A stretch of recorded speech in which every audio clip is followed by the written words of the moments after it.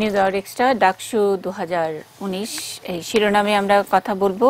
আমরা সারাদিন ধরে যারা খবরের দিকে চোখ কান খোলা রাখি তারা জানি যে ডাকসু নির্বাচন অনুষ্ঠিত হলো প্রায় 29 বছর পরে এবং বহুল আকাঙ্ক্ষিত এ নিয়ে বেশ সরগরম গণমাধ্যম গত কয়েকদিন ধরে এই আলোচনার তুঙ্গে যখন নাকি এই নির্বাচনটি, তখন আজকেই ছিল সেই নির্বাচনের দিন এবং সেই দিন সারা দিন ধরে অভিযোগ পাল্টা অভিযোগ, নানা রকমের প্রীতিকর অপ্রীতিকর ঘটনার মধ্যে দিয়ে শেষ হয়েছে।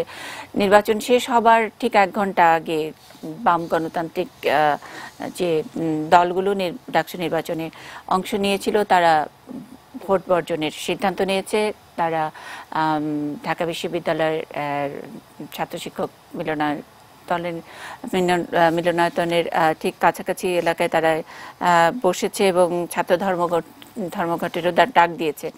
ইত্যাদি নানান বিষয়ে চলছে। এখনো ভোট চলছে 18টি হলের মধ্যে 9টির ফলাফল আমরা স্ক্রলে দেখতে পাচ্ছি। অন্যান্য টেলিভিশনগুলোতেও আসলে আরো বেশি হয়তো হল সংসদের ফলাফল ঘোষণা করেছে। আমরা এই ডাকসু 2019 নিয়ে আজকের যে আয়োজন, এই স্বাধীনতার পরবর্তী সময়ে যারা যারা ডাকসুতে ভিপিজিএস ছিলেন তাদের মধ্যে থেকে কাউকে আমরা যোগাযোগ করেছি, অনেককেই আমরা পাওয়ার চেষ্টা করেছি। হয়তো অনুষ্ঠানের কিছু মাঝে সময় সকলকেই পেয়ে যাব।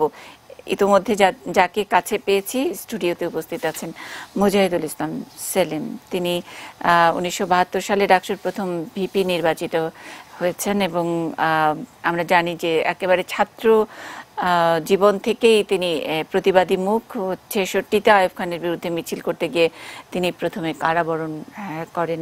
মুজাহিদুল ইসলাম সেলিম, আজকে গণমাধ্যমের প্রথমে এই নির্বাচন যখন চলছে, নির্বাচনের আমরা জানি কুইতমৈত্রী হলে যে আমরা দেখেছি যে ব্যালট পেপার পাওয়া গেছে, সিল দেওয়া মানে ভোট দেওয়া ব্যালট পেপার পাওয়া গেছে।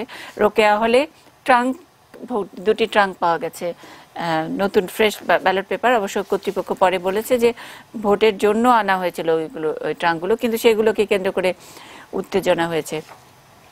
সেই প্রেক্ষিতে আপনি প্রথমে বলেছেন যে সবাই এই অনিয়মের আশঙ্কা করছিলেন এবং সেটা নগ্নভাবে প্রকাশ হয়ে গেল। সেলিম ভাই, আমি একটু জানতে চাই যে নির্বাচন হওয়ার আগেই অনিয়মের আশঙ্কা কি আলামত দেখে আশঙ্কা করেছিলেন? কুইতমৈত্রী বা রোকেয়া হলের ঘটনা দুটি না ঘটলে তো এই মন্তব্যটি করারও সুযোগ পেতেন না হয়তো বা। ধন্যবাদ। প্রথমে আমি বলতে চাই, আপনি সঠিকভাবে উল্লেখ করেছেন যে 28 বছর পার হয়ে গেছে, 29 বছর হতে চলল। এর ভেতরে ডাকসু ইলেকশন করা হয়নি, কিন্তু ছাত্ররা ডাকসুর ফি নিয়মিত জমা দিয়েছে এবং সেটা টোটাল পরিমাণ কোটি কোটি টাকার ইতিমধ্যে এটা জমা হয়েছে। সেটা হিসাব নিকাশ কিভাবে নেওয়া হবে, আইন আদালতে কিভাবে বিচার হবে সেটা আমি বলতে পারবো না। এমনকি সিনেট দ্বারা বিশ্ববিদ্যালয় পরিচালিত হওয়ার কথা। আমাদের এটাকে আমরা বলি পাবলিক ইউনিভার্সিটি, আমরা কিন্তু এটাকে গভর্নমেন্ট ইউনিভার্সিটি বলি না। এই দুইটা ধারণাগত পার্থক্য আছে। এটা সরকারের কোনো ব্যাপার না, এটা ইউনিভার্সিটি অর্ডিন্যান্স। বিশ্ববিদ্যালয়ের স্বায়ত্তশাসন চাই। আইয়ুব মোনায়েমের আমলে আমাদের অনেক স্লোগানের ভিতরে এটা একটা অন্যতম প্রধান স্লোগান ছিল এবং স্বাধীনতার ভিতর দিয়ে আমরা এটা প্রতিষ্ঠা করেছিলাম এবং একটা স্বশাসিত স্বাধীন স্বায়ত্তশাসিত প্রতিষ্ঠান হিসেবে ঢাকা বিশ্ববিদ্যালয় সিনেট দ্বারা পরিচালিত হওয়ার কথা। এখন সিলেটে ছাত্রদের 5 জন প্রতিনিধি থাকার নিয়ম। এখন এই 5 জনকে ছাড়া অপূর্ণাঙ্গ সিনেট সিদ্ধান্ত যেগুলো নিয়েছে সেটা কতটা বৈধ কতটা অবৈধ সেটাও আদালত এই সব বড় বড় প্রশ্নের মুখেও তারপরেও বারবার ডাকসু ইলেকশন করতে হবে এটা নিয়ে কথাবার্তা বলার পর অবশেষে উচ্চ আদালতের শরণাপন্ন হতে হয়েছে এই ইলেকশনের জন্য। এবং ঐতিহাসিক কতগুলো ঐতিহ্যগত কারণে ডাকসু ইলেকশনটা সমস্ত জাতির এবং দেশবাসীর মনোযোগ আকর্ষণ করেছিল এবং সবাই তাকিয়েছিল এটার দিকে। এখন আশঙ্কার কথাটা কেন আসলো? কারণ ঢাকা বিশ্ববিদ্যালয়ের নির্বাচন সারা বাংলাদেশে ভোটকে কেন্দ্র করে যে সংস্কৃতি বর্তমানে চালু হয়েছে এবং এটা স্থায়ী রূপ নিয়েছে অনেকখানি। কিছুদিন আগেই জাতীয় নির্বাচন হয়ে গেল, অনেকে বলে 30শে ডিসেম্বর, কিন্তু মানুষ জানে এটা 29শে ডিসেম্বরে হয়ে গেছে, রাত্রেবেলায় হয়ে গেছে। এবং প্রধান ইলেকশন কমিশনারও 3 দিন আগে একটা স্বীকারোক্তি ইনডাইরেক্টলি তিনি করেছেন, ডাইরেক্টলি করেন নাই, যে ইভিএম মেশিন এইটা দেওয়া প্রয়োজন, তা না হলে রাত্রেবেলা ব্যালট বাক্স ভরে ফেলার একটা সুযোগ থেকে যায়। মানে কোট আনকোট আপনি যেমন করে বলছেন তাতে মনে হয় যে প্রধান নির্বাচন কমিশনার বোধহয় জাস্টিফাই করেছেন যে রাতের আধারে ভোট বাক্সে দেওয়া হয়ে গেছে, কিন্তু তিনি বলেছিলেন আপনারা যে অভিযোগ করছেন রাতের বেলা ভোট দেওয়া হয়ে যায়, সেই রকম ব্যাপারটা ঘটতে পারবে না যদি ইভিএমে ভোট হয়। মানে এই না না, কিন্তু তার আগের অংশটুকু কিন্তু আমরা মিসকোট করেছি ওনাকে। মানে ব্যাপারটা হয়েছে যে রাতের আধারেই ভোট দেওয়া হয়ে গেছে, 29শে ডিসেম্বরে ভোট হয়ে গেছে এবং সেটা উনি জাস্টিফাই করেছেন। না না, আমি মনে করি যে ইভিএম এর পক্ষে যুক্তি দেওয়ার জন্য রাত্রেবেলা ব্যালট বাক্স ভরার প্রসঙ্গ আনা প্রয়োজন হতে হবে না, উনি এইটা একেবারেই অনুচিত হয়েছে, এটা যুক্তি হিসেবে একেবারেই দাঁড়ায় না। আমার ক্ষুদ্র বুদ্ধিতে অনেক যুক্তি বলতে পারছি। জি, আলোচকদের মুখে আমাদের জন্য আমাদের টকশোর বিষয় হিসেবে অনেক কিছু দিয়েছেন, কিন্তু সংবাদকর্মী হিসেবে ওইটুকু একটু শুধরে দেওয়ার দায়িত্ব আমার। উনি বলেছেন যে আপনারা যে বলেন রাতের আধারে ভোট ব্যালট বাক্স ভরা হয়ে যায়, সেটা সুযোগ থাকে না বা সেটা সুযোগ থাকবে না, এরকম করে বলেছেন। যাই হোক, আমরা তো সংবাদকর্মীরা ওগুলাই আমি যেটুক ভাষা জ্ঞান আছে সেইটুকের ভিত্তিতে আমি সহজ সরল ভাবে এটাই বুঝি যে এই দুইটা পয়েন্টকে যখন একসঙ্গে উল্লেখ করা হয় তখন একটাকে আরেকটার জাস্টিফিকেশনকে নাকচ করার জন্যই এটাকে প্রয়োগ করা হচ্ছে। এটা হলো স্বাভাবিক যুক্তির জায়গা থেকে। সুতরাং জাতীয় নির্বাচনের ক্ষেত্রে যে পরিস্থিতি, সেইটা থেকেই কিন্তু আশঙ্কার সৃষ্টি হয়েছিল যে ক্ষমতার ব্যাপারটা এরকম একটা হয়ে গেছে যে এটা মৌরসি পাট্টার মতো। এবং একটা কথা আছে, বাঘের উপরে ওঠা কঠিন হলেও ওইখান থেকে নামা কিন্তু খুবই কঠিন। সুতরাং ক্ষমতাসীনরা যেন তেন উপায়ে ক্ষমতায় অধিষ্ঠিত থাকার জন্য চেষ্টা করে। তাছাড়া শিক্ষা প্রতিষ্ঠান, ঢাকা বিশ্ববিদ্যালয় সহ শিক্ষা প্রতিষ্ঠানগুলোতে একটা কায়েমি স্বার্থ গড়ে উঠেছে এবং তারা কোনোদিনই একটা প্রকৃত নির্বাচিত প্রতিনিধি আসুক এটা চায় না, কারণ আসলে পরে তখন আর তাদের মাস্তানগিরি করার সুযোগ থাকবে না। আমি আপনার কাছে জানতে চেয়েছি যে আপনি আজকে সকালবেলা যে মন্তব্যটি করেছেন যে সবাই এই অনিয়মের আশঙ্কা করেছিলাম, মানে আমি হাইপোথেটিক্যাল যে ধরে নিচ্ছি কুয়েত মৈত্রী হলের ঘটনাটি ঘটেনি, ধরে নিচ্ছি রোকেয়া হলে কোনো চেঁচামেচি হয়নি, কিছুই হয়নি, এই দুটি ঘটনা না ঘটলেও আপনারা কি আশঙ্কা করছিলেন কোন রকমের মানে অনিয়মের আশঙ্কা? সেটা কি আলামত দেখে? মানে আজ সকালবেলা ভোট 8টায় ভোট গ্রহণের আগে থেকে কি কি আলামত আপনাদেরকে একজন রাজনীতিবিদকে অবাধ নির্বাচন করার জন্য, ফ্রি ফেয়ার পরিবেশ, মুক্ত পরিবেশে নির্বাচন করার জন্য কি কি করা দরকার ছাত্রদের পক্ষ থেকে কতগুলো প্রস্তাবনা হাজির করা হয়েছিল। যেমন ভোটগুলো হলগুলোতে না নিয়ে এটা ফ্যাকাল্টি বিল্ডিং এ নেওয়া উচিত, যেমন স্বচ্ছ ব্যালট বাক্স ব্যবহার করা উচিত, যেমন সকালবেলা ব্যালট পেপারগুলো ডিস্ট্রিবিউট করা উচিত, আগে দেওয়া উচিত না, যেমন পোলিং এজেন্ট উপস্থিতিতে যাতে বাক্সগুলো খালি কিনা এবং সেটা সিল গালা করার এটার ব্যবস্থাগুলো করা উচিত। এবং এই ধরনের প্রস্তাবনাগুলো সরাসরি নাকচ করে দেওয়া হয়েছিল, যার ফলে আমি এখানে মুশতাকও এখানে ইতিমধ্যে উপস্থিত হয়েছে, আমরা টক শোতে আমিও কিন্তু এই অ্যাপ্রিহেনশন করেছিলাম যে নানান রকম বুদ্ধি ব্যবহার করবে এবং যেটা করা হয়েছে, যেটাকে বলে বুথ জ্যামিং। আপনি রিপোর্ট নিলে দেখবেন আপনার রিপোর্ট একদম লাইন করে দাঁড়িয়ে আছে, ভোট দেওয়ার পরে আবার এসে ওই লাইনে দাঁড়াচ্ছে ঘন্টার পর ঘন্টা, যার ফলে হয়েছে কি হলের ভেতরে যারা আছে তার একটা বড় অংশ হলো গেস্ট হাউস, গেস্ট রুম না কি বলে এগুলোকে, এটা অনেক গণরুম, এবং তাদের জীবন সম্পর্কে তাদের ভাষ্য অনুযায়ী যে এখানে ক্ষমতাসীনদেরকে সন্তুষ্ট না রাখলে এবং তাদের হুকুম না মানলে পরে তাদের পক্ষে ওইখানে টিকে থাকা সম্ভবপর না। এবং এইটার ফলে কতগুলো দুর্ঘটনাও ঘটেছে। এসএম হলের একটা ছাত্র মৃত্যুবরণ করলো শীতের ভেতরে, ঠান্ডায় কাঁপতে কাঁপতে, এইগুলো ঘটনা সকলেই জানে। সুতরাং হলের রেসিডেন্টের বাইরে যাতে ভোটার উপস্থিতি সীমাবদ্ধ হয় ওটার জন্য জ্যামিং এর ব্যবস্থাটা একটা গ্রহণ করতে পারে। এই নির্বাচনে অনেক রকমের কৌশল করা হয়েছে, যদি আমি আপনার কথা ঠিক করে বুঝে থাকি। মুস্তাক হোসেন আমাদের সঙ্গে এসেছেন। আপনি যেটা জানতে চেয়েছিলেন যে আশঙ্কাটা আমরা পলিটিক্যাল জায়গা থেকে বা একটা অহেতুক জায়গা থেকে না। এবং আরেকটা পয়েন্ট আমি এখানে উল্লেখ করতে চাই, 28 বছর হয় নাই, 28 বছরে যারা শিক্ষক হয়েছে, যারা কর্মচারী এখানে যোগদান করেছে, তাদের তো কোনো অভিজ্ঞতা নাই। কি স্পিডে কতজন এতগুলো ভোট দিতে হলে পরে টিক মার্ক দিতে হলে কতটা সময় লাগে, কয়টা বুথ লাগবে, এবং সেই টাইম স্পেসগুলো জায়গাগুলো হিসাব করে, এবং কখন ব্যালট পেপারগুলো আনা উচিত, কিভাবে সিলগলা করা উচিত, এই সবটা মিলিয়ে এইটার সুযোগটা নিয়েছে কিন্তু যারা ম্যানিপুলেটেড রেজাল্ট গড়ে তুলতে চায়। মানে আসলে 28 বছর ধরে নির্বাচন হয়নি, আমি বলছি বিশ্ববিদ্যালয় প্রশাসনেরও অনেকেরই এই অভিজ্ঞতা নেই। আবার ম্যানিপুলেট যারা করেছেন তাদেরও তো অভিজ্ঞতা নাই, কিন্তু তারা কিভাবে আসলে এই ম্যানিপুলেশনটা করলেন সেটাও একটা প্রশ্ন। আমি একটু পরিচয় করিয়ে দিই, মুস্তাক হোসেন আমাদের সঙ্গে এসেছেন। 89 সালের 8 ফেব্রুয়ারি ডাকসু নির্বাচনে জিএস নির্বাচিত হন তিনি। নির্বাচনের ফল ঘোষণাকে কেন্দ্র করে এই দুপক্ষের গোলাগুলিতে তখন নিহত হন জাসদ ছাত্রলীগ কর্মী কফিল উদ্দিন, সেটা মুস্তাক ভাই নিশ্চয়ই বলবেন। সেটার সঙ্গে আজকের নির্বাচনটির তুলনাও আমরা শুনতে চাই। তার আগে সহকর্মী ফেরদৌস রহমানের কাছে একটু যেতে চাই। ফেরদৌস নিশ্চয়ই আমাকে শুনতে পাচ্ছেন এবং তার কাছ থেকে শুনে নিতে চাই এই মুহূর্তের অবস্থা।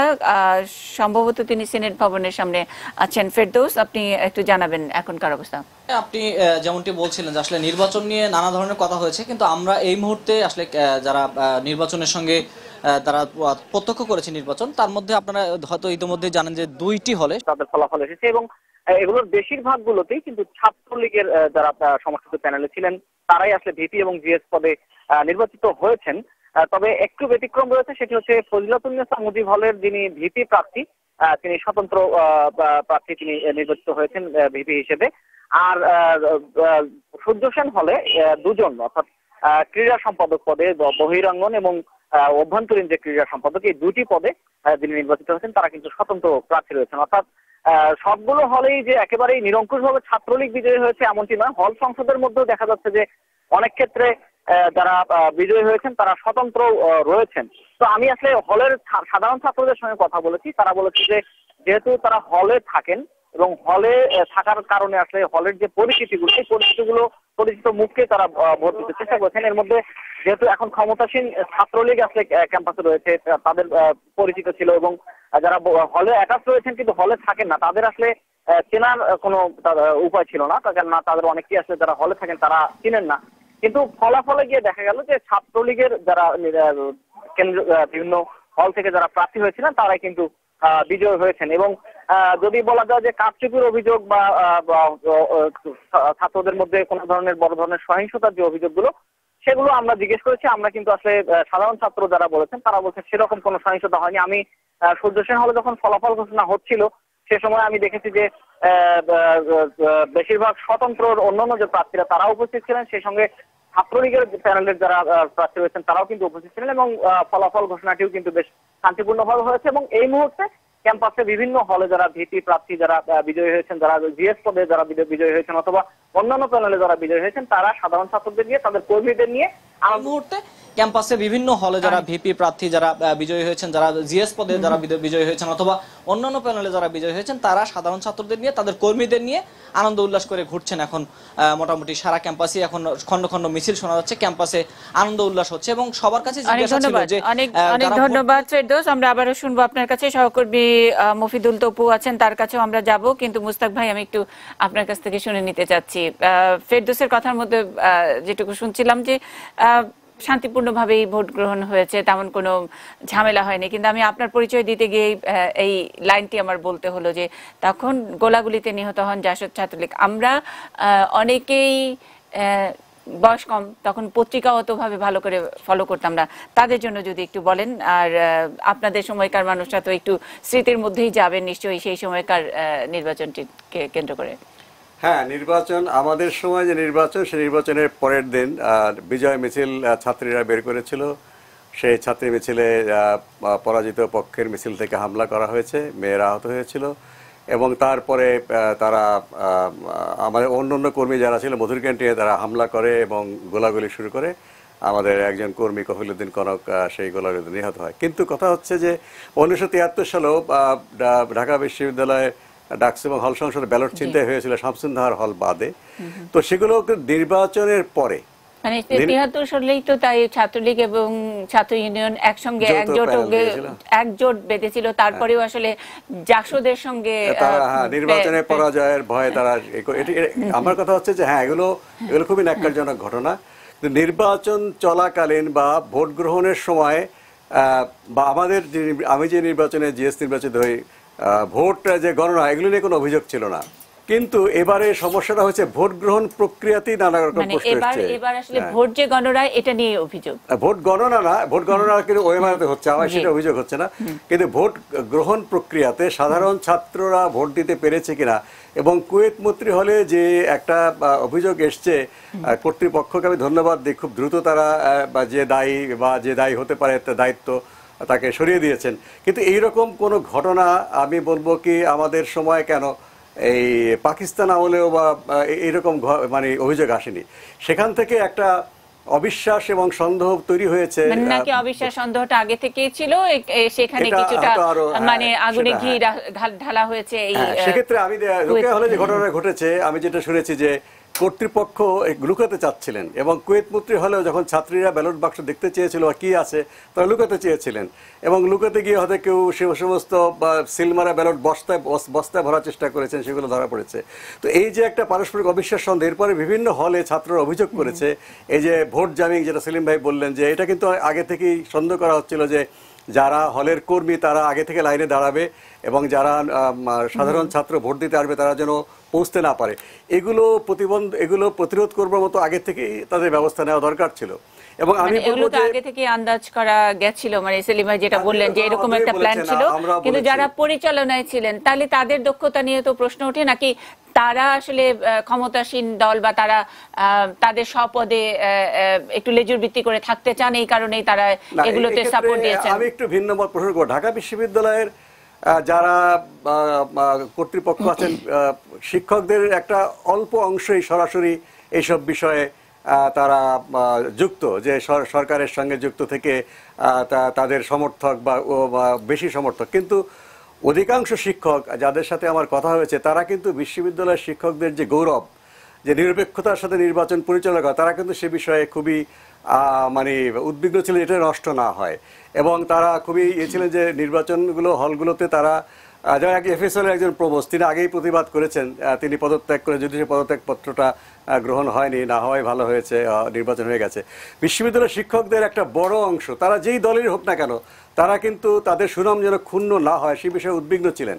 এখন আমাদের যে সমস্ত ছাত্র সংগঠন, অধিকাংশ ছাত্র সংগঠন নির্বাচন বর্জন করেছে, যদিও সেটা দুপুর 1টার সময়, বা আমি যে সংগঠনের সঙ্গে যুক্ত বিসিএল ছাত্রলীগ নামে পরিচিত, তারা কিন্তু আবার পুনরায় ভোট গ্রহণের দাবি করেছে যে সমস্ত অভিযোগ এসছে তার সম্মানজনক সমাধানের জন্য আবার নির্বাচন করাটাই যৌক্তিক সমাধান বলে তারা বলেছে।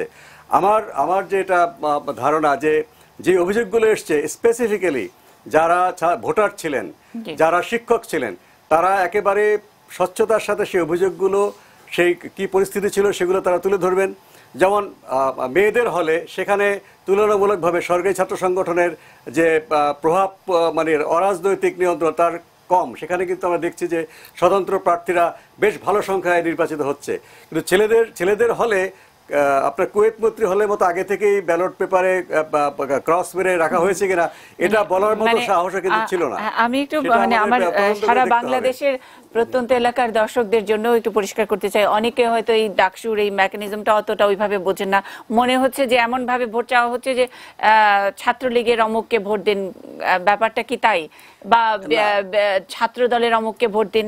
খোকন ভাই আমাদের সঙ্গে এসছেন, খায়রুল কবির খোকন, তিনি 1990-91 সেশনে ডাকসু সাধারণ সম্পাদক নির্বাচিত হয়েছেন, বিএনপির যুগ্ম মহাসচিব হিসেবে তিনি এখন আছেন, দায়িত্বে আছেন। খোকন ভাইও আজকে সকালবেলার এই পরিস্থিতির পরে মন্তব্য করেছেন ডাকসু নির্বাচনকে কলঙ্কিত করার জন্য সরকারকে চরম মূল্য দিতে হবে। এই বিষয় নিয়েও আমরা বিস্তারিত শুনবো, একটা ছোট্ট বিরতি নিয়ে আসছি।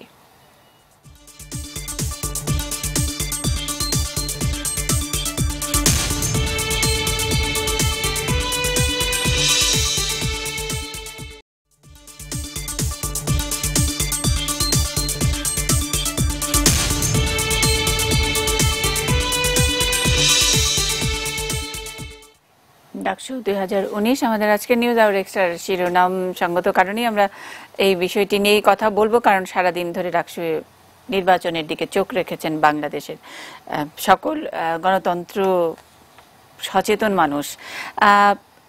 আমাদের সঙ্গে খায়রুল কবির খোকন আছেন, যে কথাটি দিয়ে একটু শেষ করেছেন এই ভোট গ্রহণ নিয়ে আসলে উদ্বিগ্ন ছিলেন, যেটা মুস্তাক ভাই বলছিলেন, উদ্বিগ্ন ছিলেন যাতে গৌরব নষ্ট না হয়। তার পরপরই আপনি আপনার যেই ব্যাপারটা যে চরম মূল্য দিতে হবে, যে সকালবেলা যে মন্তব্য করছেন খোকন ভাই, আমি এটাতে একটু আরেকটু বিস্তার করবেন কিনা আপনার মন্তব্যের? আমাদের যে আমাদের কাঙ্ক্ষিত প্রত্যাশিত যে ডাকসু দীর্ঘ 28 বছর পর অনুষ্ঠিত হলো, সেই ডাকসু নিয়ে যে আমাদের একটি আস্থার জায়গা, একটি আশা ভরসার জায়গা, যে অন্ততপক্ষে ডাকসুটা শুরু হোক, মানে জাতীয় রাজনীতিতে যে ঘটনা ঘটেছে ডাকসু নির্বাচনে সে ধরনের ঘটনা ঘটবে না, এটাই ছিল আমাদের এক্সপেকটেশন।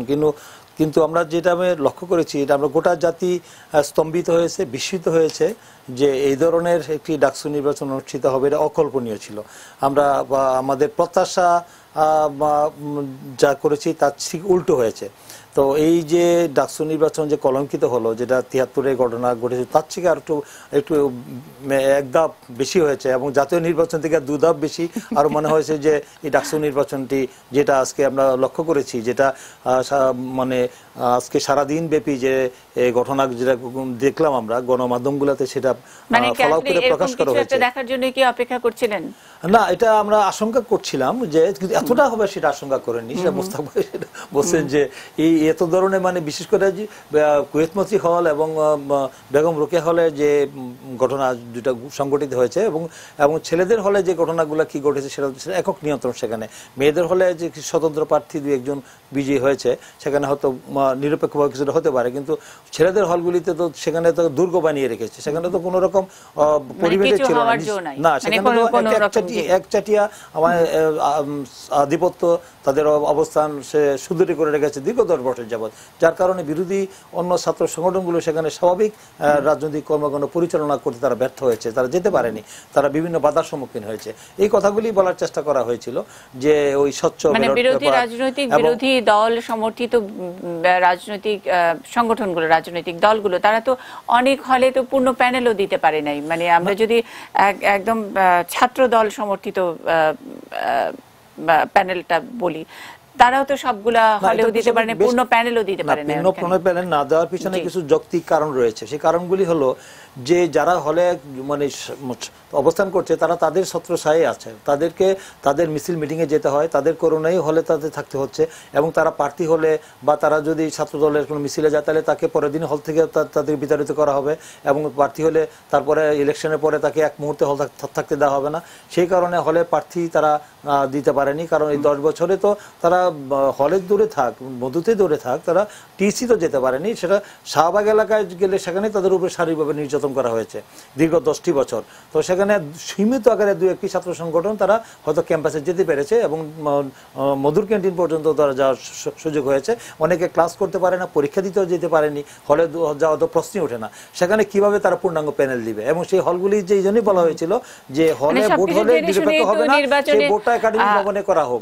মানে আমরা এতদিন ধরে যে সাজ রব এবং প্রত্যেক দিনই ডাকসু নির্বাচন নিয়ে নানান আলোচনা, পত্রিকার রিপোর্ট, অনলাইন গুলোতে আমরা দেখছি, আমরাও টেলিভিশনগুলোতে আলোচনা করছি, এগুলো জেনে শুনেই তো সব যাচ্ছে। এবং এই কমপ্লেনগুলো, এটা তো ওভারনাইট আসলে 10 বছর ধরে যে দুর্গ করে রেখেছে বা ক্ষমতায় একটি রাজনৈতিক দল, তাদের যে প্রভাব সেগুলো থাকবে, সেগুলো জেনেও তো নির্বাচনটি একটি ভালো একটি নির্বাচন হবে এই প্রত্যাশা নিয়ে আজকের দিনটি শুরু হয়েছিল কি না? নাকি আপনারা আগেই ভেবেছিলেন যে আপনারা এরকম একটা কিছু দেখবেন এবং এগুলো মন্তব্য করবেন? তারপরে হয়তো সংখ্যার মধ্যেও মানে সর্বশেষ যে ঢাকা বিশ্ববিদ্যালয়ের যে শিক্ষক রয়েছে, একটি সরকারি দলের যে নীল দলের যে শিক্ষকরা, তারাই নির্বাচন পরিচালনা করেছে, অন্য দলের কোনো সমর্থিত দলের কোনো শিক্ষক সেখানে কে অন্তর্ভুক্ত করা হয়নি। সাদা দলের আপনারা দেখেছেন যে তারা সাংবাদিক সম্মেলন করে বলেছে তাদেরকে হাউস টুডের পর্যন্ত নিয়োগ দেওয়া হয়নি, যার কারণে এখানে ওই শুধু সরকারি ছাত্র সংগঠনকে বিজয়ী করার জন্য নিয়ন্ত্রিত নির্বাচন, এই নির্বাচনটা তারা পরিকল্পিতভাবেই সেটা করেছে, কোনো দাবি তারা আমলে নেননি। এবং যারা উপাচার্যের কাছে যে কদিন আগে যে শিক্ষা পরিবেশ পরিষদ মিটিং হলো, সেই মিটিংয়ে উনি একটি লিখিত বক্তব্য দিয়ে চলে গেলেন, কিন্তু তাদের যে দাবিগুলো ছিল যে অপরাপর ছাত্র সংগঠন একটি সংগঠন ছাড়া, সেই দাবি তারা শোনেনও নাই, দাবি কোনো বাস্তবায়ন করেন নাই। এই দাবিগুলো বলে আসছিলেন তারা বরাবর। তারপরও একটা আশার জায়গায় ছিল যে বিশ্ববিদ্যালয়ের শিক্ষক তাদের উপরে যে আমাদের অতীতে আমাদের 90 তারপরে 89 যে নির্বাচনে আমাদের মোস্তাক ভাই হয়েছিলেন, তার আগে আমাদের সেলিম ভাই হয়েছিলেন, সেই সব নির্বাচনে নিয়ে তো যে শিক্ষার্থীরা তারা ভোটাররা ভোট দিতে তারা সংশয় বা আশঙ্কা থাকতে পারে, তাদের ভোট রাত্রেবেলা চিল মেরা হয়ে যেতে পারে, সেটা চিন্তার বাইরে ছিল। কিন্তু এবার যে এই ধরনের একটি ঘটনা ঘটবে সেটা কিন্তু সেই ধরনের আবহাওয়া কিন্তু তৈরি হয়েছিল। কিন্তু সেই কারণেই কিন্তু আশা করেছিলাম যে বিশ্ববিদ্যালয়ের কর্তৃপক্ষ এবং সরকারের পক্ষ থেকে সেবার পদক্ষেপ নেওয়া হবে এবং নির্বাচনটা সুষ্ঠু হবে। আমাদের দল জেনে শুনে গেছে তাদের মুখোশ এবং স্বরূপটা উন্মোচন করার জন্য, যে তাদের অধীনে, এই সরকারের অধীনে এবং এই বিশ্ববিদ্যালয় কর্তৃপক্ষের অধীনে যে নির্বাচন হবে না, যে অবস্থা যেটা নিয়ে কথা বলছি, যেটা নিয়ে আমরা অভিযোগ করছি, যদিও মানে মাত্র দুটি হলের আমরা রোকেয়া হল এবং কুয়েত মৈত্রী হলের ঘটনা জানি, কিন্তু সেটাই পুরো নির্বাচনটিকে প্রশ্নবিদ্ধ করেছে, কলঙ্কিত করেছে, এরকম একটি ধারণা আমরা চারিদিক থেকে পাচ্ছি। মানে এটা তুলনার সংখ্যা দিয়ে আমি বিচার করব না, কিন্তু ডাকসু নিয়ে প্রত্যাশা বেশি।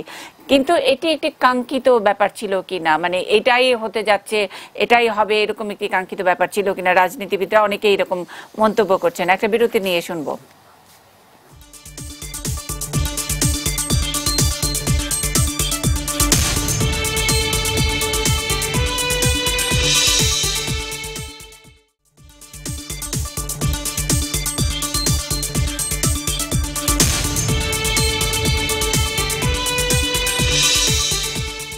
আরো একটু সর্বশেষ খবর, একটু আমি ঢাকা বিশ্ববিদ্যালয়ের চত্বরে যেতে চাই। সহকর্মী একে আজাদ আছেন, তার কাছ থেকে একটু জেনে নিতে চাই। আজাদ, সারাদিনের ডাকসু নির্বাচনের পরিস্থিতি ফলো করেছেন, বিকাল থেকে ছিলেন।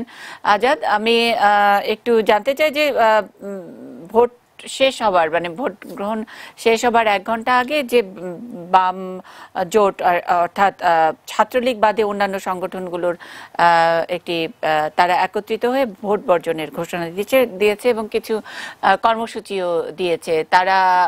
তাদের অবস্থান কোথায়, তারা কোথায় আছেন, কি কি কর্মসূচি এখনো পর্যন্ত আছে, একটু বিস্তারিত যদি আমাদেরকে জানান।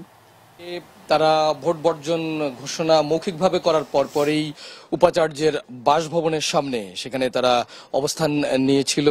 সেই জায়গায় তারপরে তাদের মূলত কয়েকটি দাবি দেওয়া ছিল, সেগুলো ছিল যে পূর্ণ তফসিল ঘোষণা করা এবং নির্বাচন বাতিল করার। এই দুটি দাবিতে তারা প্রধান রিটার্নিং কর্মকর্তা বরাবর তারা এটা লিখিত দিয়েছে। তবে সেটি অনেক পরে, তার আগে কিছু বিষয় বলে রাখি, তারা সেখানে অবস্থান নিয়ে তাদের এই দাবি দাওয়াগুলো তুলে ধরছিল যে কোনো প্রকারে হোক নির্বাচনটি যাতে বাতিল করা হয় এবং পুনরায় তফসিল দিয়ে পুনর্নির্বাচনের তারিখ যাতে ঘোষণা করে। এবং সেই জায়গাটিতে তারা যে যৌক্তিক বিষয়গুলো তুলে ধরেছে তাদের দাবি দেওয়ার মধ্যে, তারা বলছে যে হল সংসদ নির্বাচনে ভোট এবং ডাকসু নির্বাচনে ভোটারদেরকে বাধা দেয়া এবং অনাবাসিক শিক্ষার্থীদেরকে কেন্দ্রে ঢুকতে না দেয়া, এই ধরনের অভিযোগগুলো তুলেছে। এবং সেই সঙ্গে আরো তারা বলেছে যে সময় ক্ষেপণ করা, লাইনে দাঁড়িয়ে ভোটারদেরকে ভোট দিতে, এই যে নানা ধরনের বেগ পাওয়া, অথবা কুয়েত মৈত্রী হল, রোকেয়া হল, এই সমস্ত জায়গায় যে ভোট কারচুপি বা ভোট জালিয়াতি বা ব্যালট।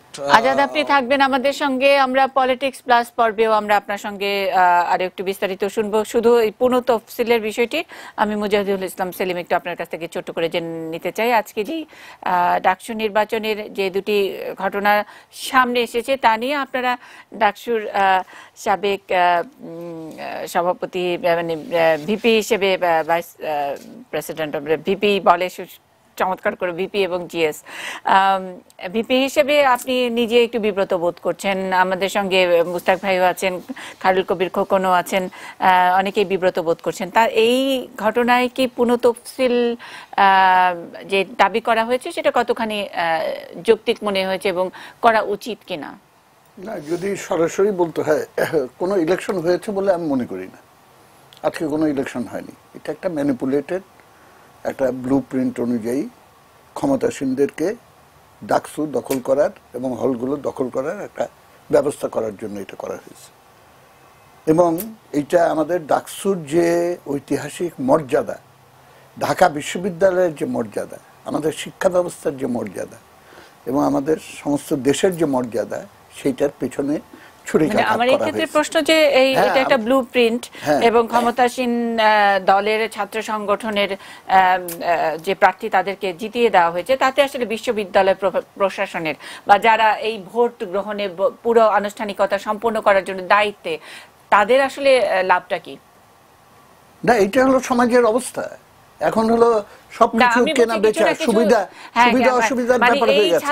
ছাত্ররা নির্বাচিত হয়ে আসলে শিক্ষক যারা ধরেন ভিসি, এটার মানে সার্বিক ব্যবস্থাপনার জন্য ভিসি রেসপন্সিবল। আমরা জানি যে ছাত্রলীগ বাদে অন্য যে সংগঠনগুলো ভোট থেকে সরে দাঁড়িয়েছে তারা সকলে ভিসির পদত্যাগ চেয়েছে, বলছে এই ভিসি মানি না ইত্যাদি। নির্বাচন কমিশনার হিসেবে দায়িত্বপ্রাপ্ত যিনি আছেন তিনিও একজন শিক্ষক। আমরা প্রত্যেকটি হলের একজন করে প্রভোস্ট, তারা এই নির্বাচন পরিচালনার জন্য আছেন। তাদের আসলে লাভটা কি আসলে, মানে এই এরকম একটি প্রশ্নবিদ্ধ নির্বাচন অনুষ্ঠিত হতে দেওয়া, সুযোগ করে দেওয়ার লাভ লোকসানের ব্যাপারটা দুই ভাবে দেখা যায়। একটা হলো সম্প্রদায় হিসেবে, শিক্ষক সম্প্রদায় হিসেবে, আরেকটা হলো ব্যক্তিগতভাবে। আমাদের ঐতিহ্যটা কি? ডক্টর শামসুজ্জোহা 69-এর গণঅভ্যুত্থানের সময় ইপিআর গুলি চালাতে এসেছিল, বলেছিল ছাত্রদের অধিকারে হস্তক্ষেপ করবে না, দরকার হলে আমার বুকে গুলি চালাও। এইটাই হলো শিক্ষকের মর্যাদা। আমরা সেইটাকে স্যালিউট করি। আজকে সেই সম্মান এবং মর্যাদাটাকে শিক্ষক নামধারী কিছু কুলাঙ্গার, আমি শব্দটা খুব অনিচ্ছা সত্ত্বেও ব্যবহার করছি, কিন্তু ব্যবহার করতে বাধ্য হচ্ছি, তারা কলঙ্কিত করেছে। আমার প্রশ্নটা যদি আরো এবং দেখেন জিনিসটা এরকম দাঁড়িয়েছে, বিশ্ববিদ্যালয় কেন, কিসের জন্য? ছাত্রদেরকে সত্যবাদিতা, ন্যায় নীতি, আদর্শ, সুনাগরিক এইগুলোর ভিত্তিতে শিক্ষিত করে তোলাই হলো তাদের উদ্দেশ্য। এখন সেইটার পরিবর্তে বিশ্ববিদ্যালয়কে যদি কেউ একটা কিভাবে ভোট কারচুপি করতে হবে, কিভাবে কায়দা কৌশল করে ছল চাতুরির মাধ্যমে এবং ব্যালট আগের রাত্রে সিল মেরে এবং কিভাবে জ্যামিং করতে হয়, এইটার চোখ বন্ধ করে হোক বা সচেতন ভাবে পরিকল্পনা করে হোক, এই কাজগুলি যদি করে, তাহলে পরে সেই শিক্ষক যখন পরীক্ষা নিতে যাবে, ছাত্ররা তাকে বলবে যে আমার নকল আপনি ধরার তো অধিকার রাখেন না, কারণ আপনি তো এটা ট্রেনিং দিয়েছেন। সুতরাং আমাদের বিশ্ববিদ্যালয়ে আমি গভীর জায়গায় যেতে চাই। আপাতত কেউ মনে করতে পারে যে লাভ হলো, খন্দকার মোশতাককে জিতিয়ে দিয়েছিল বঙ্গবন্ধু, উনি হেরে যাচ্ছিলেন দাউদকান্দির সিটে এই জাসদের ক্যান্ডিডেট রশিদ ইঞ্জিনিয়ারের কাছে। তারপরে তার ভোট অ্যানাউন্সমেন্ট বন্ধ করে দিয়ে সমস্ত ট্যাবুলেশন ঢাকায় হেলিকপ্টারে এনে 3 দিন পরে সেই রেজাল্ট বের করেছিল। সব বিজয় নয়, ইতিহাস এটা সাক্ষ্য দেয়। এখন আমি জানি না মোশতাক যেখানে আছে তারা কি বলবে, আমি জানি না। ডাকসুটাকে যেভাবে কলঙ্কিত করা হয়েছে, এইটার যদি অবসান না ঘটানো হয় এবং পুনঃতফসিল করে সত্যিকারের ইলেকশন যদি না করা হয়, তাহলে ডাকসুর ভিপি, প্রাক্তন ভিপি পরিচয় দিতে আমিও কিন্তু লজ্জাবোধ করব। এবং আমি শেষ পর্যন্ত কি সিদ্ধান্ত নিব, এটা নির্ভর করছে সাধারণ ছাত্র সমাজের উপরে, তারা এটা প্রতিরোধ করে দাঁড়াতে পারে কিনা। প্রশ্ন থাকলো নিউজ আওয়ার এক্সট্রার একেবারে শেষ প্রশ্ন থাকলো, না হলেই কি ভালো হতো, এই প্রশ্নের উত্তর নেব পলিটিক্স প্লাস পর্বে। একটা ছোট্ট বিরতির পরে ফিরছি। আমাদের এই 3 জন অতিথি আমাদের সঙ্গে থাকছেন পলিটিক্স প্লাসে।